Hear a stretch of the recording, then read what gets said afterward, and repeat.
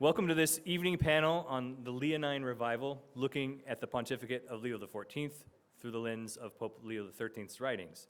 This panel is moderated by Dr. Andrew Abela of the Busch School of Business, a great friend of the Napa Institute. I'll introduce Dean Abela, and he will give a word or two about our other great panelists, Catherine Pakaluk, Ryan Anderson, Father Robert Sirico, and Father Gregory Pine. Dr. Abela is the founding dean of the Busch School of Business at the Catholic University of America. He's also a faculty affiliate at the Harvard University Human Flourishing Program and a contributor at Forbes.com. He recently served as provost and chief academic officer at Catholic U, and his research on the integrity of the marketing process, including marketing ethics, Catholic social doctrine, and internal communication, has been published in several academic journals, including the Journal of Marketing, the Journal of the Academy of Marketing Science, the Journal of Business Ethics, and the Journal of Markets and Morality, as well as in 2 books. He is the winner of the 2009 Novak Award, a $10,000 prize given by the Acton Institute for significant contributions to the study of the relationship between religion and economic liberty. We have a representative from Acton here, I think. So, his 2 most recent books are Super Habits, The Universal System for a Successful Life from Sophia Press, which you have to pick up. It really is a game changer for virtue, and A Catechism for Business from Catholic University Press. Dr. Abela also provides consulting and training in internal communications to Fortune 100 corporations. Prior to his academic career, he spent several years in industry as brand manager at Procter & Gamble, management consultant with McKinsey & Company, and managing director of the Marketing Leadership Council of the Corporate Executive Board. He and his wife, Kathleen, have 6 children and live in Virginia. Please give a warm welcome for Dean Abela.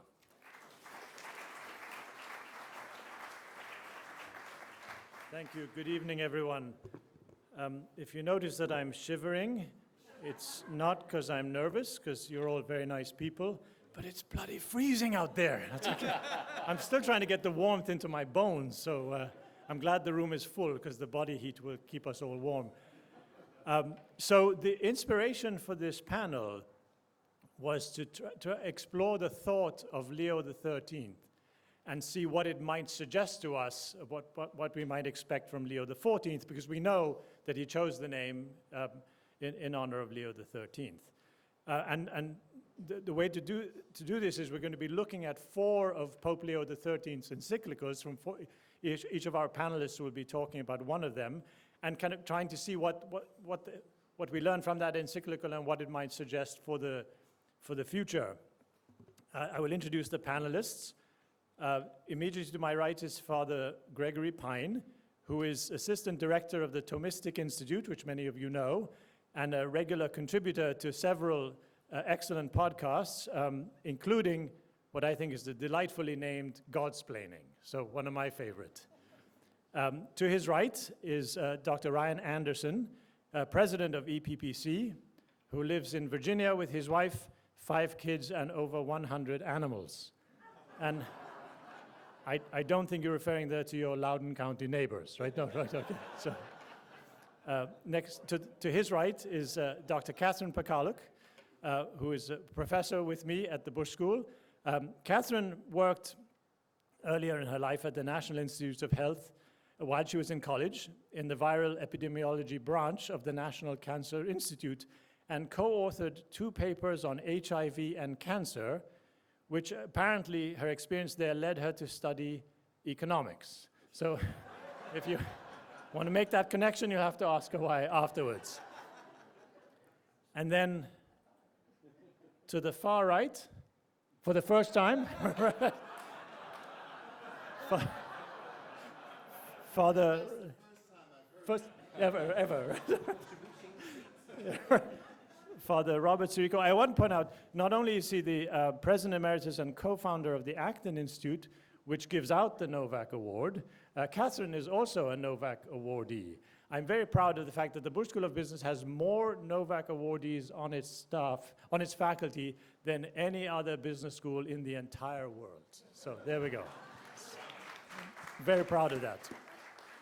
So let me give you just a very quick, I know you all know about Pope Leo XIII, but I have just a few key points. You all know he was elected in 1878. He was 68 years old, which we now know is younger than Tim Busch, as Tim told us.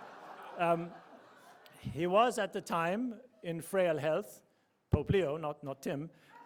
Tim is very healthy. And Pope Leo XIII was expected to have a short papacy. He was sort of a stopgap pope.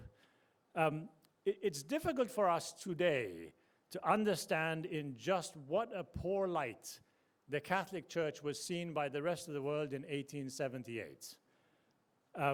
There's a famous line about a French journalist who said something to the effect of, this was the last gasp of a dying institution. That line is false. He never actually said that. It's just a paraphrase. What he actually said was something almost as aggressive. On his decision to go and attend to see this new pope, he said, many of us wondered whether we were witnessing an ending rather than a beginning. More than one unbeliever had come saying to himself, let's go and see this, it may be the last one. They thought he might be the last pope. Fortunately, they were very wrong. We can agree that it is how wrong they were, but quite a bit of how wrong they were, I think, can be attributed to the successful pontificate of Leo XIII. He basically set up the Catholic Church for a very successful 20th century and now, God willing, 21st century as well. By God's grace, his papacy lasted over 25 years, so some stopgap, right, until 1903. He was hugely productive. Encyclical letters, as you know, are one among the most significant teaching documents that a pope can write. It's a good measure of his productivity. He issued 90 of them, 90, which collectively are almost as many as all of the popes since then, including John Paul II, who we knew had quite a few of those, you know. So immensely productive as a pope. We are going to focus on just 4 of these 90 because we only have all night.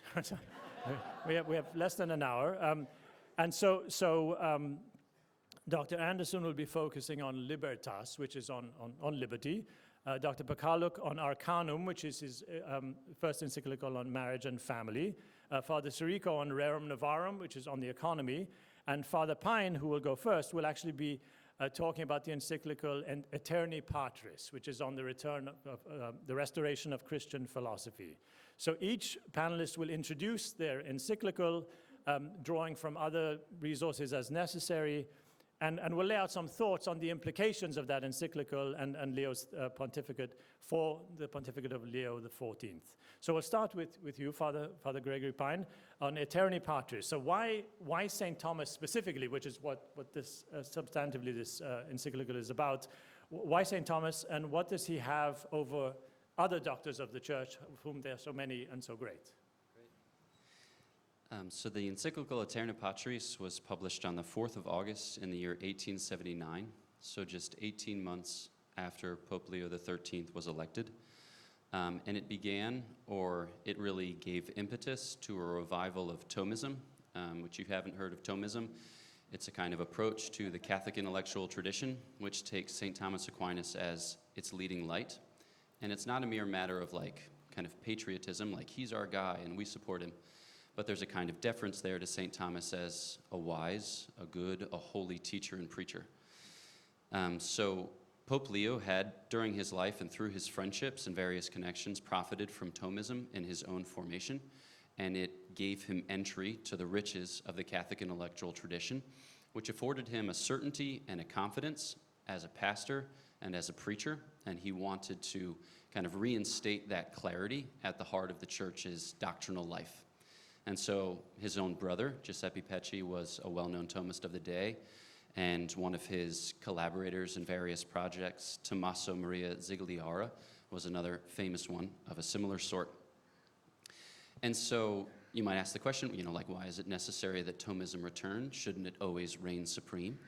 There had been seasons in the Church's life from when St. Thomas lived and died until the time in which Aeterni Patris was published, when it had come into prominence and then perhaps retreated to the background of the Church's intellectual life. So St. Thomas himself lived from 1225 until 1274. And at the end of his life, there was some controversy, not only about these mendicant orders, these upstart crows, but about some of his teachings. And it was kind of, broadly speaking, a controversy in the university center about how philosophy and theology were meant to communicate or mutually enrich. And so there were some condemnations that came down in 1270 and 1277, and so it became necessary for the church to discern over the course of those years following his death what was true and what was false. And in the course of those series of discernments, St. Thomas kind of rose to the top. And so he was declared a saint in 1323. And then there was really a heyday of Thomism in the 16th century. You may have heard of the Second Scholasticism, associated in a big way with the Iberian Peninsula, with what we would consider now Spain and Portugal, but which really went throughout Europe and into the New World. And you see a kind of triumph, or a triumphant moment, during the Council of Trent, which met in 3 sessions between the 1540s and the 1560s, in which, in addition to sacred scripture and the kind of bulls of the Holy Roman Pontiffs, the Summa Theologiae, St. Thomas's masterwork, was placed on the altar there during the kind of convention or the convening of the Council Fathers. And Trent was left for its application to Pope St. Pius V, who reigned from 1566 to 1572 and was himself a Dominican friar. So he oversaw the kind of reforms of Trent in an especially Thomistic mode. But in the years following the 16th and 17th century, there had kind of been a period of decline, both in the intellectual life of the church and in Thomism, which parallels with certain Enlightenment movements, whereby the church's teaching was eclipsed, and even some of the church's teaching was kind of muddled or muddied by a kind of syncretism, or by a use of philosophical tools which weren't especially well disposed to the explication of the faith. And so we'll hear in subsequent presentations about kind of the cultural revolution and societal revolution, which led to a clarification as to the church's social teaching and the church's teaching on liberty and specifically on marriage. But you saw here also a time of kind of manifest philosophical error, which led subsequently to theological error. And you can see this really come or take definitive shape in modernism, which became a focus of the Holy Roman Pontiff in the late 19th and early 20th century. So maybe just a final word before handing it on to our next speaker. I think what you see in Aeterni Patris is a helpful use of the Holy Father's teaching authority, in which he clarifies for the church the way in which she can profit from all of the gifts that God has given. And God, having made us to his image and likeness, has made us capable of knowing him and loving him. And our knowledge of him is mediated through our exercise of reason, because that's the very thing with which he has blessed us, whereby to come into the fullness of the truth.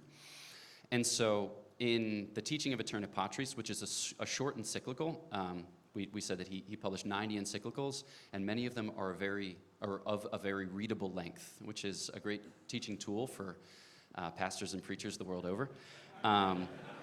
But in that document, he highlights the importance of philosophy, and he'll kind of touch on it from various angles or with various approaches. But we can think of philosophy as serving 4 main roles in the service of sacred doctrine or faith discourse, broadly speaking. 1, it helps us to clarify the doctrines themselves. So you can think about how philosophical tools help St. Thomas Aquinas give a coherent account of our Trinitarian faith or our Christological faith. 2nd, there's a way in which philosophy can help us to explain how the teachings of the faith illumine our human condition. So like, for instance, original sin is a revealed doctrine, but you can use kind of arguments taken from reason to help people, who are launching utopian projects to better appreciate why they probably won't work if they don't adequately account for our fallen nature, right? So explaining the doctrinal coherence, showing how the doctrines illumine our human condition. The next we refer to as the preambles of the faith. There are certain things which, by our use of reason, we can know and we can prove. And some of these things are actually revealed. So there's a kind of overlap between what we can prove and what is revealed to us, because God, in his infinite loving kindness, has seen fit to provide us with such a superabundance of resources that he wanted to make sure that we don't get these things wrong. So one of them, which had just been clarified at the First Vatican Council, is the existence of God. We can know that God exists by our exercise of reason. Mind you, it's difficult to do so, Probably going to take us a while. We're going to have to rely on smart people to do it. There's probably going to be some errors mixed in, but we can reason to that. Okay, so this is something that we can do by the exercise of reason, in which philosophy can facilitate. And then the fourth and final is signs of credibility. We can use our reason to look at the testimony of history and all things besides and say, there's something going on here. So like the confluence of prophecy in the coming of our Lord Jesus Christ, or the continuity of the church's teaching. What's going on here? We can use our reason to unpack that in service of faith discourse, or sacra doctrina, as St. Thomas calls it. So with this Aeterni Patris, Pope Leo XIII gave a kind of new certainty and new confidence to faith discourse by reorienting it by the use of these most excellent resources, which the church's tradition had availed subsequent Christians or subsequent generations of. And he also uncovers some of its doctrinal and evangelical import. So I think that one of the greatest testimonies that we can give as Christians is not just the mere fact, which is a great fact, that God knows us and loves us, but that we've been capacitated with an agency whereby to know and love him in return, not just a mere matter of our kind of human lights and insights, but as a God-given gift whereby to respond generously to his offering of himself. And so Pope Leo, in the opening of his pontificate, made sure to lay a great foundation, or a kind of great philosophical and theological basis, whereby to kind of pave the way for the reception of subsequent teachings, which would speak into these various problems encountered in the culture and in society more broadly.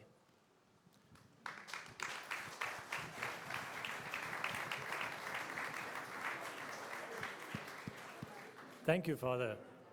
I'd like to move now to Ryan Anderson. Dr. Anderson, so you will speak on Libertas, the encyclical on liberty. We're Americans, we like liberty. What did Pope Leo XIII have to say about liberty? Sure, thank you. Let me start with some show and tell. A dozen of those encyclicals, he wrote over 90, are in this volume. It's called The Pope Speaks to the Modern World. It was originally published around 1950. It has a great introduction and then summaries of these encyclicals by Etienne Gilson, who was a great mid-century Thomist. I've been rereading this volume since Pope Leo XIV announced his name. Yeah, give it to Father Pine. But if you want to, all four of the encyclicals that we are talking about today are included in that volume, plus an additional 8. So if all you know about Pope Leo XIII is Rerum Novarum, there are 11 other encyclicals you can read in this volume, and then if you want to dig even deeper, you can print out the other 80-some.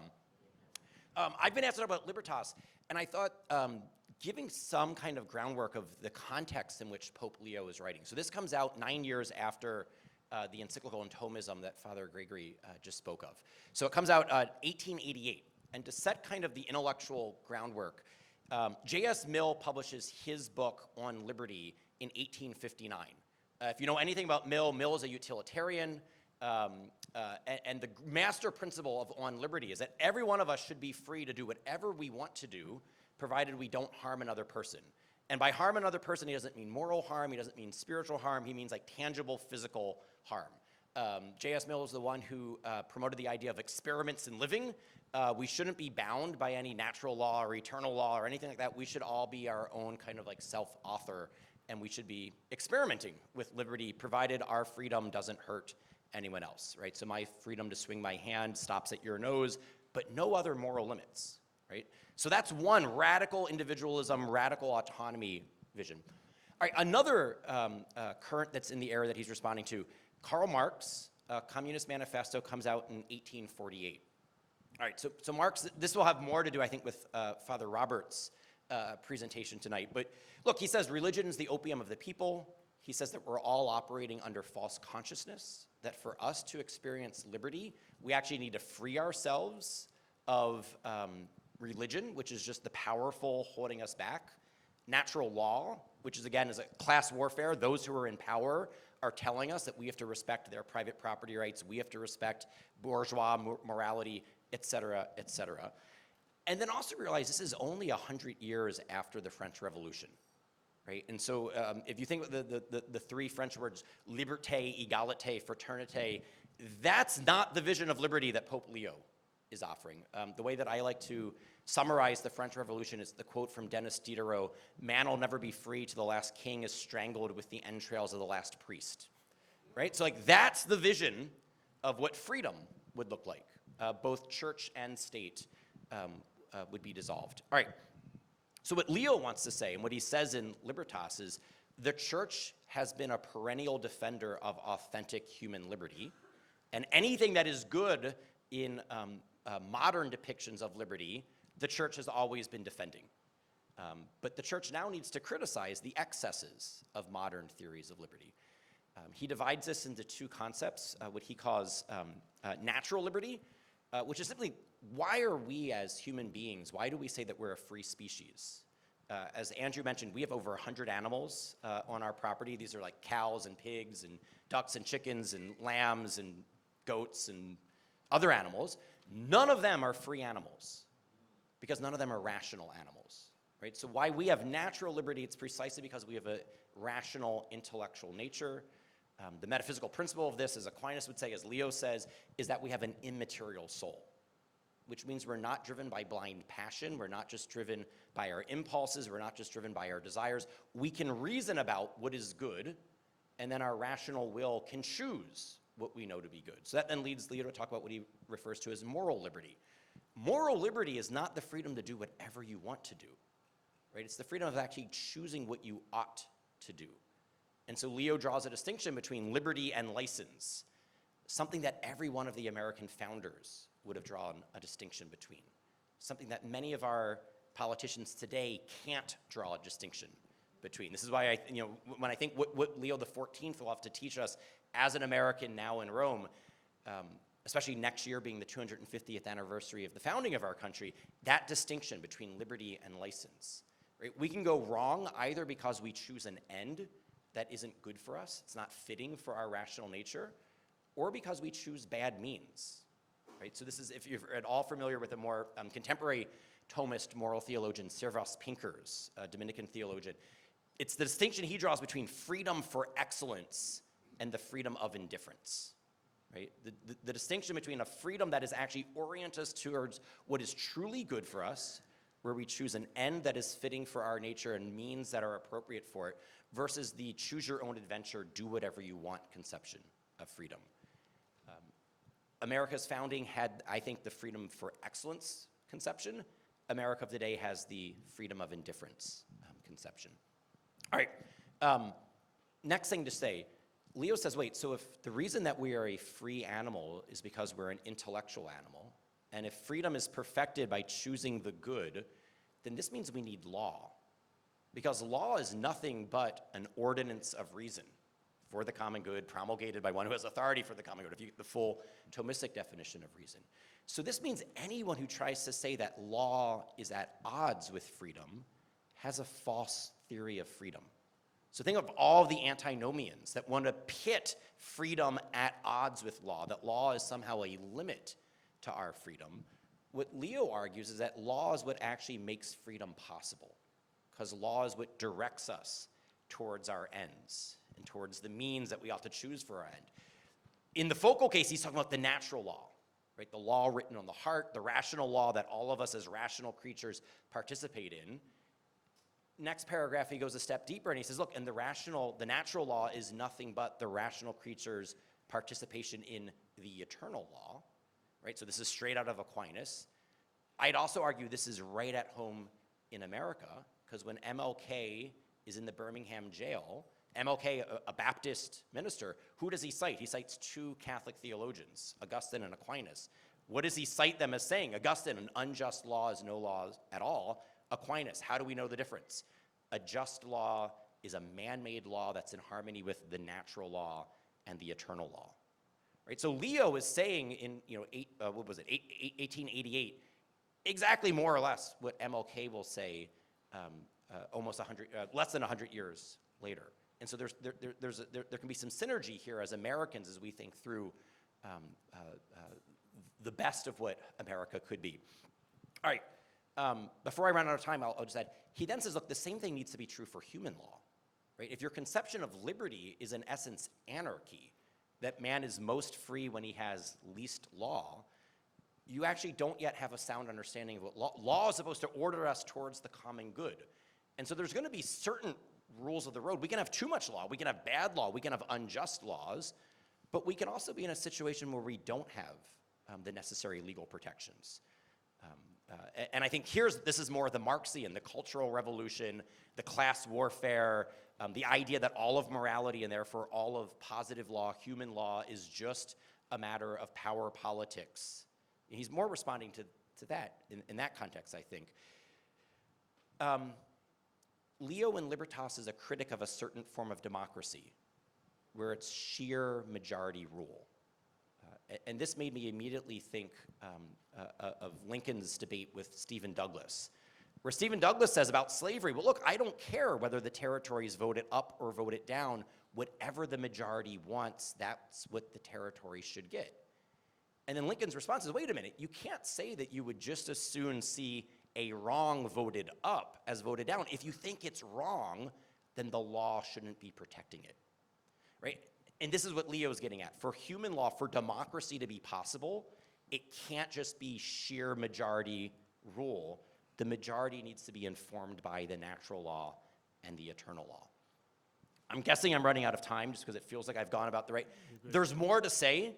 There's more to say about liberalism. There's more to say about certain civil liberties, how to think through this.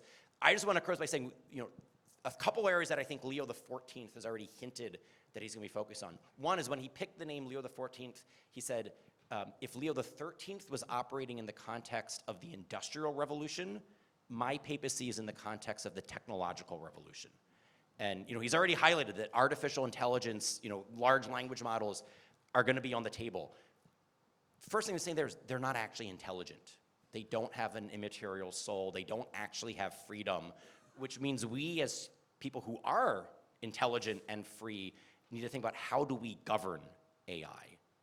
Which leads to the second point, the natural law is going to be key here. I think we're due for another natural law revival. The natural law comes and goes. It's never defeated. It has these natural law moments. I think we're in another natural law moment right now, and I think Leo XIV would be very helpful at highlighting how natural law thinking can help us navigate some of these questions.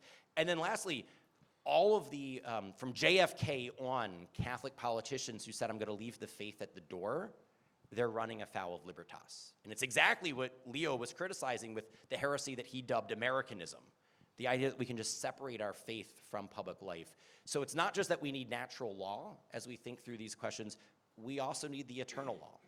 And we as Catholic citizens should bring the fullness of who and what we are and what we believe to be true to bear on questions of law and public policy. And so I would fully expect to see Leo go there as well as we're thinking through questions of right and wrong, justice, the common good, et cetera, et cetera. Thank you.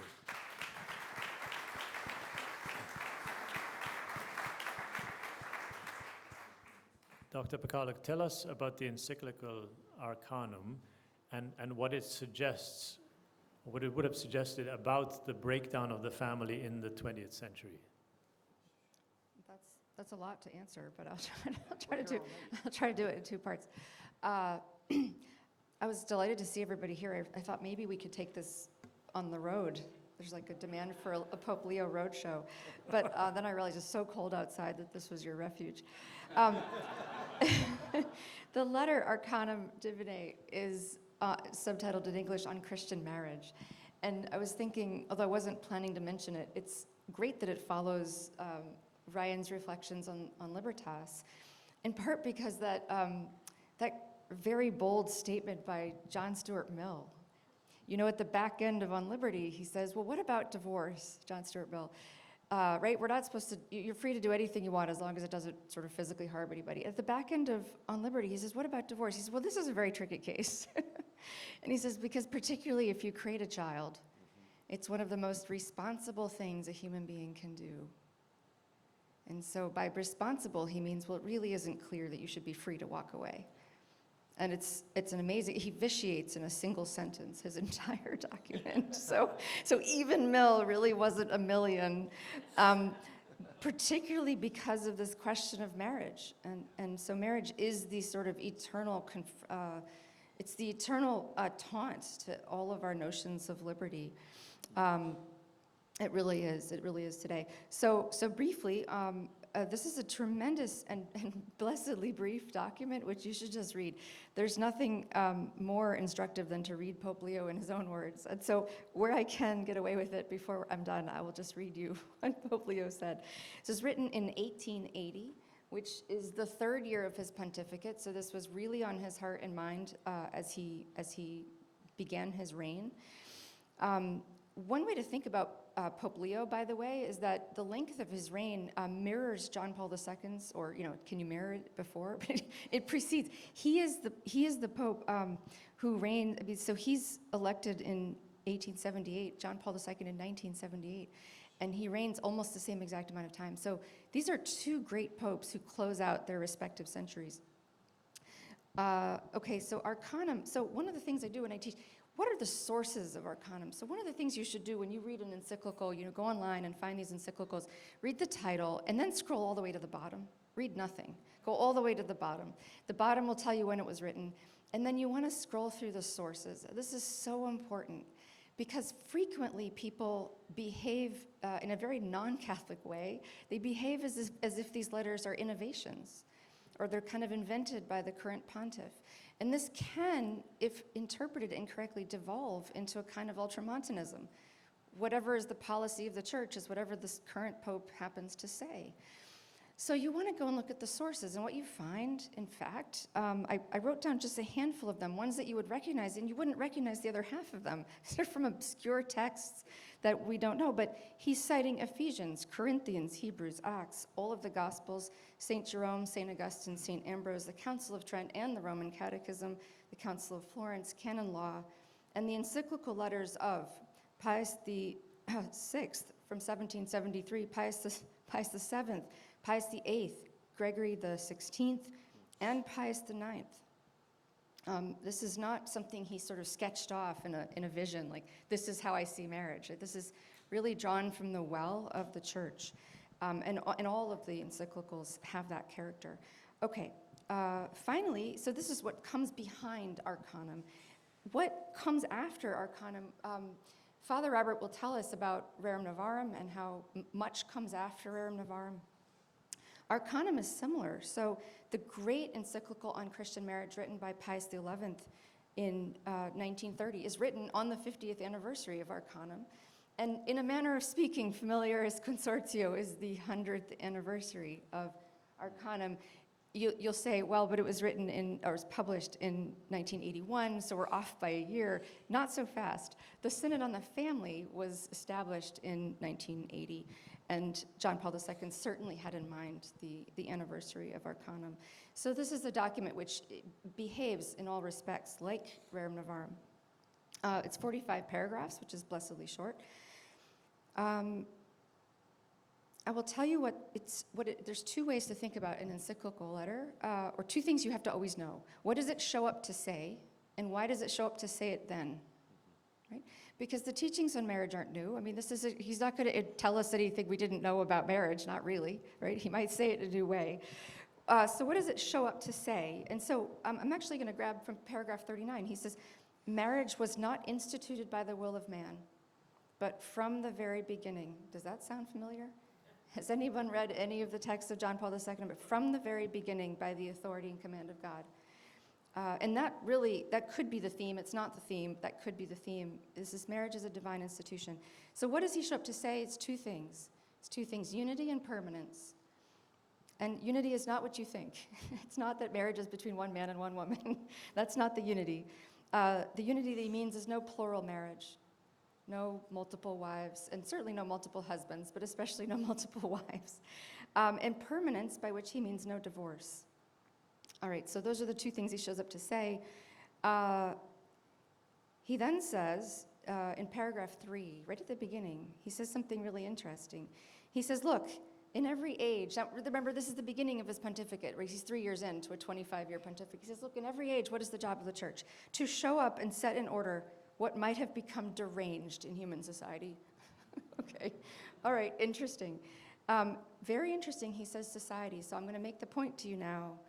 This is a signal point about this letter on marriage, that Arcanum belongs to what we call Catholic social thought or teaching. And if you were under the impression that Catholic social teaching just meant the sort of economic or labor and capital encyclicals or things about property that Father Abbott will cover, I'm here to inform you, you are mistaken. Why do I say that? Because he says right at the beginning, whatever has become deranged in human society, he doesn't say in your homes, in your households. He's about to tell you that if we get it wrong about marriage, nothing will go well. You can get everything right about labor and capital, but nothing will go well for you. So this is right at the beginning, he says this. All right, so I already said what he shows up to say, unity and perpetuity. Why does he say that? And he does two things. It's very interesting. The first thing he says, why? He says, well, forever we've been getting this wrong. Okay, so in other words, he says, I could have said this any time. And he covers many things. He says all the way back to ancient times. The Jews were constantly agitating for divorce, he said, by the hardness of their hearts. He says nations forget the right laws. He says, of course, states constantly pass laws as if heads of state had authority over marriages. And you can think of all kinds of examples that he means. And he says, well, then we have the plurality of wives. And he says, and he refers also to sort of approved concubines. He's like, there's this and that. And then there's a really interesting passage where he says, well, and it constantly comes to pass that, you find husbands ordering their wives around. While the husbands run, this is a direct quote, run unbridled into lust and shame with slaves and servants, and wives become used for gratification. Girls are bought and sold like so much merchandise. Power is given to fathers or husbands to inflict capital punishment on wives or daughters. Well, this isn't rampant in the West, but it certainly is very common in parts of the world still today. So this is a great example of the Pope speaking to the world. He's speaking to the world about these various, so he's not a feminist, but he thinks actually marriage is a signal institution to protect the dignity of women. All right. And then he comes around to saying, well, of course, Christ comes to perfect all of these things. and then he says, but wait a minute, well, why today? All right, everything we just said is sort of a constant theme. And he says, why today? And he more or less lists about three special things. He says, first, and this is really something that many of these things are rampant. He says, first, the rejection of the authority of the church over matrimony. So the introduction, and this is his language, of so-called civil marriages. All right? He says, there's no such thing as civil marriage. He says, marriage is regulated by the church. So he calls this out, and he says, look, emperors, kings, regimes, they always want to do this. They want to say, well, we have control over the contract, and the priest can handle the sacrament. He says, no, can do. Sorry. He says the contract is inseparable from the sacrament. The second thing he says is the major push for the liberalization of divorce laws, which, according to Pope Leo, he says, has come about thanks to the wicked aim of the socialists and the communists. So he doesn't see his teaching on marriage and family as separate from his other teaching against the socialists and the communists. He never does, and you'll find this throughout Pope Leo. And then, of course, the French Revolution had really devastated family life and aimed to do so directly. And the third thing, so remember this part about unity, plurality of wives? Well, you should be thinking what you are thinking. All right, when are those Mormons coming around? So the Pope says, well, in our own time, he says Mormons, San Simonians, well, they're socialists, and communists. He says, of these, the Mormons, now aren't you wondering about the Mormons? 1830, they were sort of established. The Mormons began evangelizing in England already in the late 1830s. Joseph Smith announced plural marriage in 1843. Brigham Young had 20 wives and 57 children that we know of. Throughout the 50s and the 60s in the United States, there were many struggles over plural marriage. And in 1862, did you know this? The Morrill Act, Anti-Bigamy Act, criminalized plural marriage in the United States. Lincoln declined to enforce it mainly because it was a bad time, 1862, right? He had his hands full. But actually in 1879, the Supreme Court upheld the Anti-Bigamy Act. 1879, and then finally in 1882, the Edmunds Act declared polygamy a felony, and it disenfranchised those who practiced it. 1882. Oh, when was Arcanum written? 1880.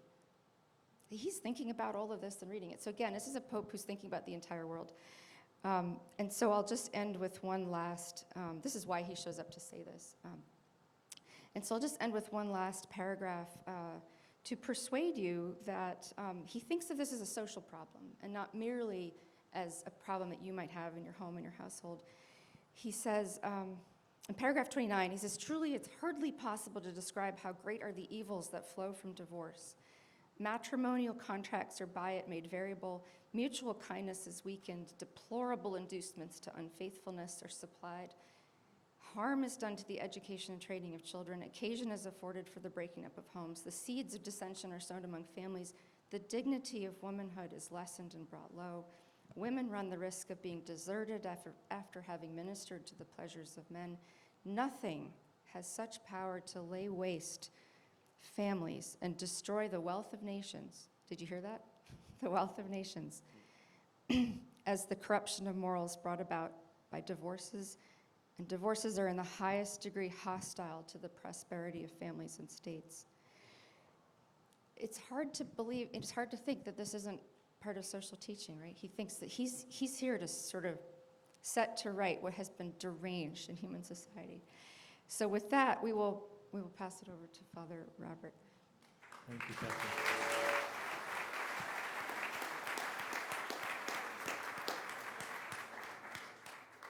Father Sirico, so on Rerum Novarum, if you could give us a sense of Leo XIII's economic vision and even how it has unfolded in the sort of subsequent, particularly 100 years. So, yeah, what is striking to me, just listening to my three colleagues, all to my left, I might add, is the integrated nature of Leo's thinking, owing greatly to his Thomistic formation. Because what you have here is that not just separate issues of liberty, of family, and now I'm going to talk about economy, but how it's all interwoven.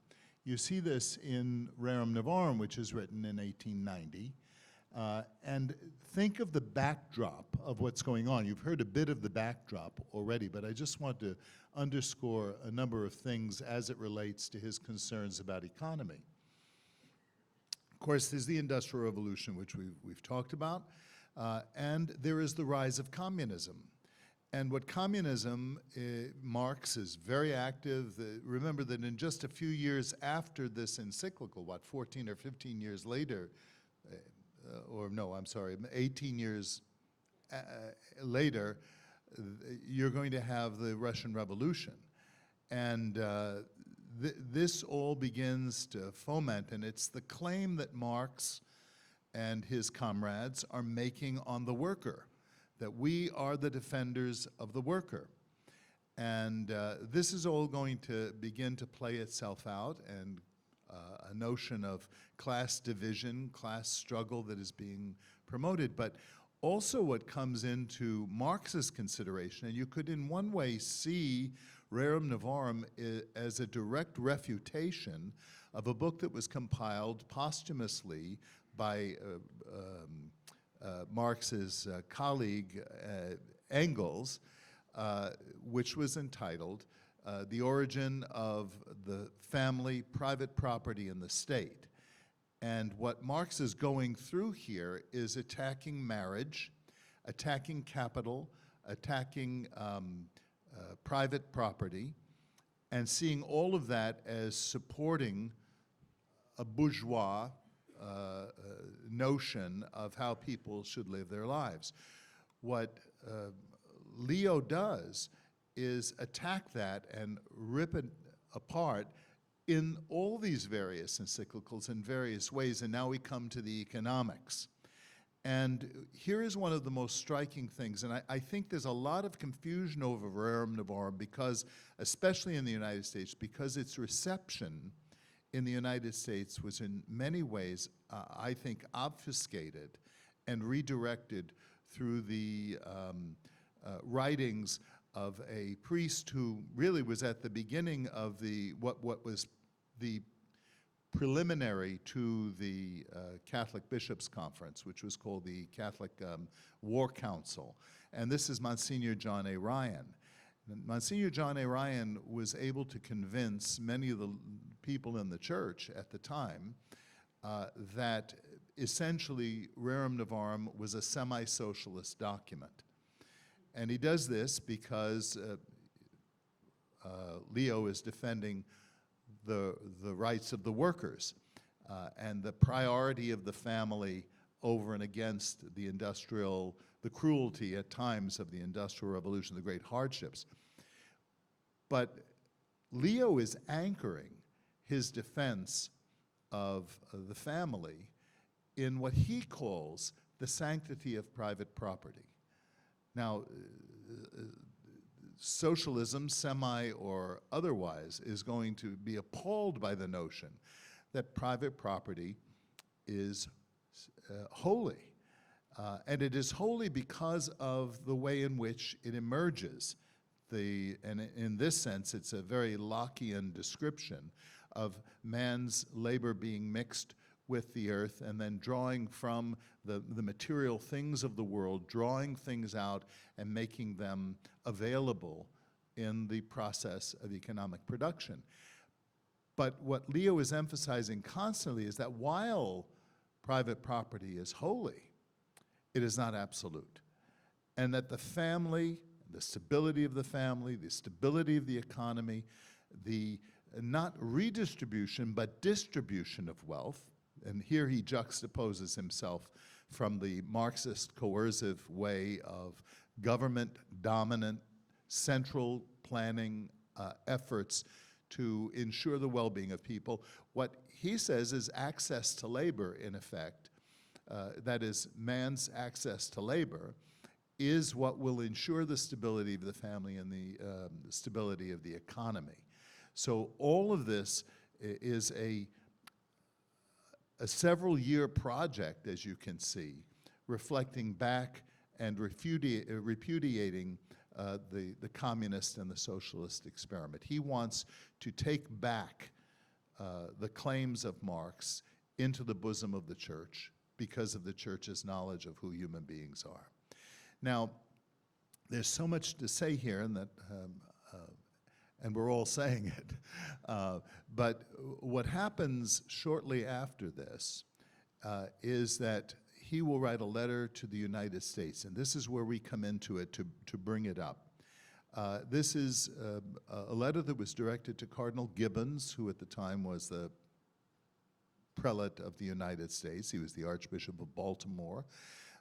And he writes a letter, and I don't want to spend a lot of time to give you the background of it all, but it's all very important. But the significant thing, this letter is called Testem Benevolentiae, and it deals with the question of Americanism, which Ryan alluded to. And it's very interesting, if you read this letter carefully, he never says that Americans are guilty of Americanism. He says, if this is what we mean by Americanism, we need to put this aside. And of course, Cardinal Gibbons and others in the church in the United States respond and say, that is not what we think of as Americanism. And really, the Americanism of the American church is very much in harmony with what Rerum Novarum is calling for in terms of the rule of law. Remember the famous line, the poetic line from the America the Beautiful, confirm thy law in self-control, conform thy soul in self-control and thy government in law.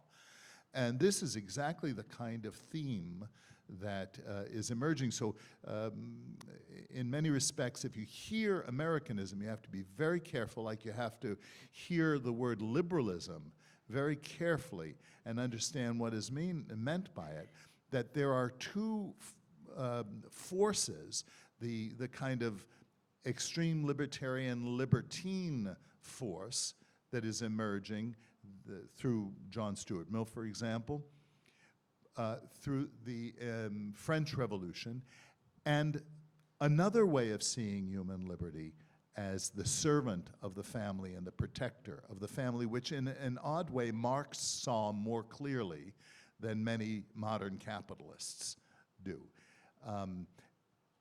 What I want to close on is two things. 100 years after this encyclical, Rerum Novarum, is written, John Paul II, who we've already seen the parallels between Leo and John Paul, but this is another one, he writes Centesimus Annus, which is the 100th anniversary, the 100th year, that's what Centesimus Annus means, of Rerum Novarum, in which he states explicitly at the outset that he's seeking now to update, in the modern context, what Leo was dealing with 100 years previous. And in that encyclical, and for those of you who are business people, if you have not had the chance to read this encyclical, I really encourage you, because it is the manifesto of the Christian entrepreneur. In this encyclical, he, of course, affirms the right of private property.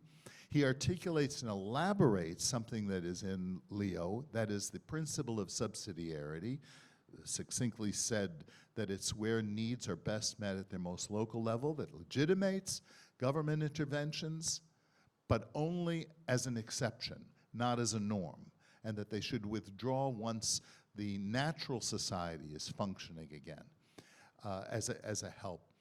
And what he then says, here's a beautiful line. It's the manifesto of the entrepreneur, of the Christian entrepreneur. He says that the market and entrepreneurship casts light back onto the gospel. Imagine that we learn the fuller meaning of the gospel. You learn it by your activities in the market. And this is now, of course, in this 100 years, a greater insight into this through people like Saint Jose Maria Escrivá and others who have written on this topic. Finally, this is a great opportunity, and I can't imagine that this is not somewhere in Leo XIV's mind, that he has an opportunity now in the face of a new revolution, a new social stress, to bring to bear these perennial truths of the faith in this holistic way that Thomism provides us, how we can think about things as a whole and not just separate antagonistic parts. And what I'm very hopeful about, as discreet as Leo so far has been, Pope Leo has been so far, in presenting himself. I mean, it was very significant, and I think everyone I've spoken to, every American I've spoken to, I was in Rome during all of this, and I was on the air when this American Pope comes out, and they all looked at me and said, "You're an American." And of course, what's the next question? Do you know him? I get that. I say, I'm from Brooklyn. Do you know so-and-so in Brooklyn?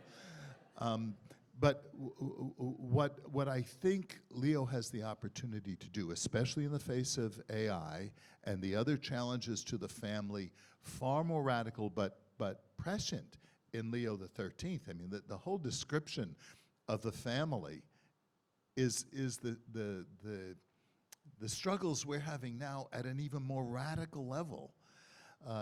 That I think Leo XIV, as an American, I thought it was very significant that when he was standing on that balcony and addressed the world, he never spoke in English.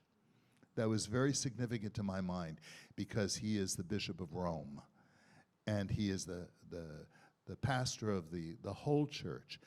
But nonetheless, his formation was made possible and informed by his experience as an American, all of which I've attempted to address in terms of the economy. So I think we have a real opportunity to create a renaissance of understanding of what entrepreneurship is, of what the purpose of business is, the integral nature of the family to business, that the business serves the family and not the family business. And all of this in a highly technological age. So I think it's providential that all of this is happening. And nobody can say what Leo is going to say. I mean, as we are sitting here talking, I understand that he is sketching the outline of his first encyclical. And maybe when we're here next year, you can see if I was right in my prediction that these are the kinds of themes that he will draw upon to initiate his pontificate. I'm just thrilled that I'm alive to see this happening in our world right now, and I hope that it encourages you after such a difficult and beleaguering moment in the church, encourages your faith and your fidelity in God's providence for what I think is going to unfold. Thank you.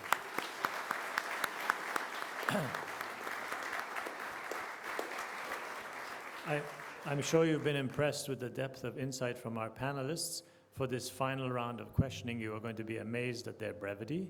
I'm giving them 60 seconds each for a quick question. Father Pine, 60 seconds. So after the Second Vatican Council, it seemed like the church once again moved away again from St. Thomas Aquinas. Where do you think we go next? Yeah. I think we're seeing a resurgence, and I think one of the reasons for which is that St. Thomas's teaching corresponds to human nature. And I think maybe just one thing that we can say in 60 seconds is sometimes when we use politics or even ecclesiastical politics as our governing paradigm for understanding the movement of history, we find ourselves often kind of like storm-tossed and even shipwrecked. But I think when we take an eschatological view with the understanding that Christ has won the victory and that he leads us into the fullness of truth by his own mysterious designs, that we can have confidence that the natural law, as it kind of wells up within each human heart, will find a corresponding response from the Lord in his generosity. And I see St. Thomas's teaching as providing just that, supplying us with a vocabulary and a grammar whereby to understand our faith and express it with certainty and confidence. So it's not a mistake that we always see him come back. Sometimes he falls away from prominence, but he always comes back. All right. Thank you. Dr. Pakaluk, what would the Pope need to do to carry on the legacy of Arcanum? 60 seconds. Okay, yeah, very quick. Okay, one sentence. Reform the annulment process, right?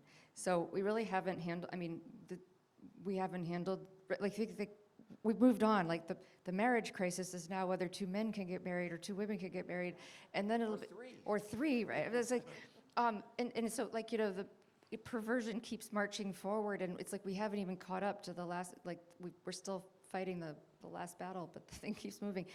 And a lot of times when I read Arcanum, I think maybe we should just continue to beat the drum of divorce, and just, right, because we've really lost that sense of what an affront divorce is to God's plan.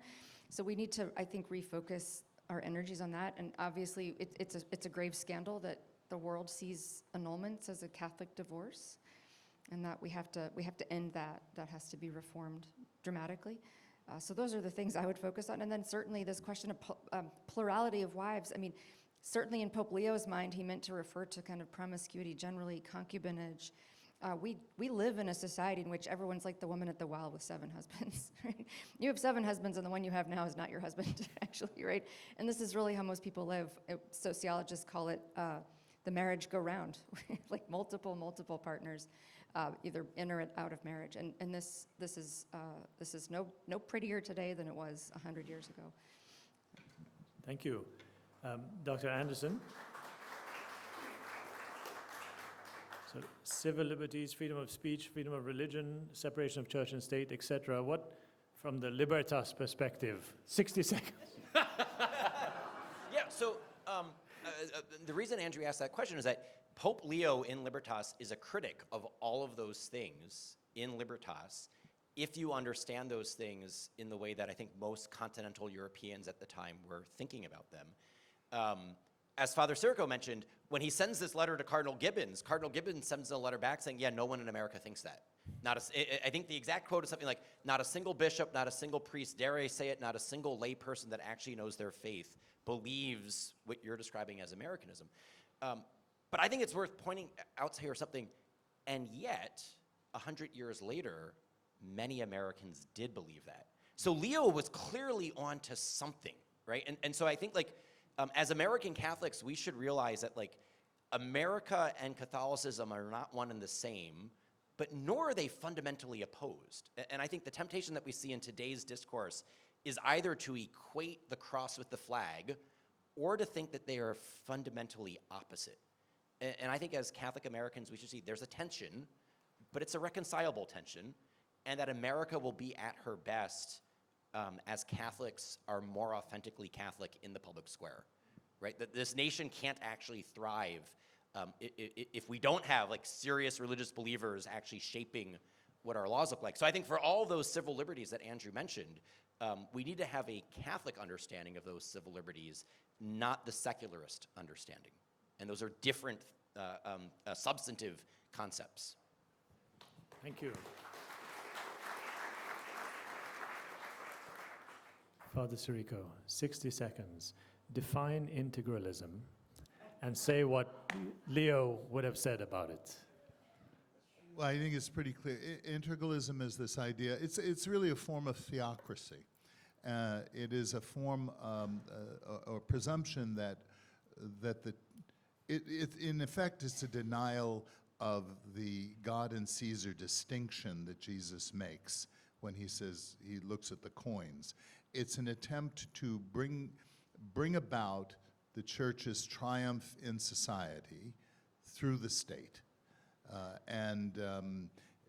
I would say that Leo would repudiate that and does without mentioning integralism through this principle of subsidiarity, that there's a distinction between society and the state, between the community and the state, between God and Caesar, that we have to have forms of constraint, but that the dominant and most radical form of constraint is not power, which is external to the person, but authority.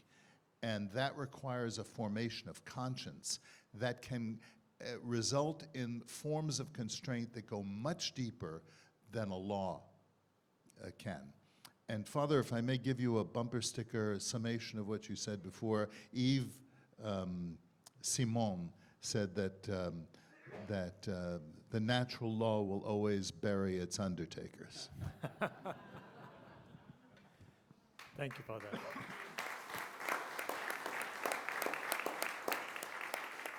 Since our panelists have shown such remarkable brevity, we have time for one question from the audience. But do we have time for an answer? I didn't say that. Do we have a question? Yes, Diego. Andrew, Lord, thank you for this. I'll make it brief. Aldous Huxley's Brave New World, written over 100 years ago, identified the contrast between the soft tyranny of drugs, distraction, pleasure, versus, if you remember, the savages who lived according to human law. Will our Catholic schools and our Catholic hierarchy be able to encourage us to become savages in the face of transhumanism, augmenting our reality with infrared vision, not talking about restoring walk to the paralytic or movement to the arm or sight to the blind, but IR vision and robotic lives and super intelligence.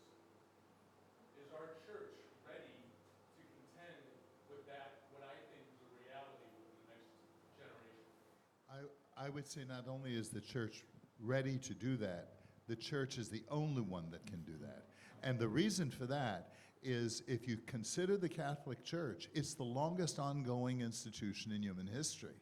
We understand humanity, or not we, but the church in her treasure understands humanity better than anyone else. And the real danger in our society that is the foundation of all the other dangers is an anthropological question.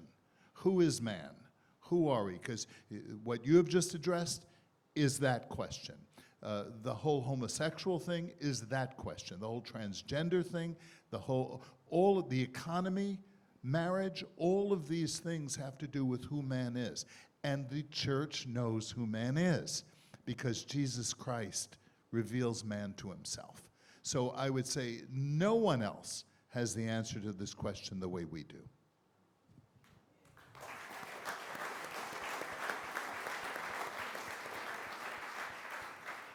So I'm going to offer a friendly minor disagreement. I agree with when Father says that the church is the only one who can answer this, but I'm going to slightly disagree in saying I don't think the church is currently ready. And I actually think that's why the people in this room are so important to help the church get ready. I think there are pockets of the church that are ready for this. I think there are pockets of the church that have completely gone along with the culture on these issues. There's just as much homosexuality and transgenderism and wokeism inside of the church as there is in the mainstream culture for certain pockets of the church. Right? So that's why when you say, is the church currently ready? Yes and no. Is it the only institution that can actually save authentic humanism? Absolutely yes. It's the only one. To get the entire church ready, the people in this room and the apostolates that we serve, we have work to do. I accept that corrective.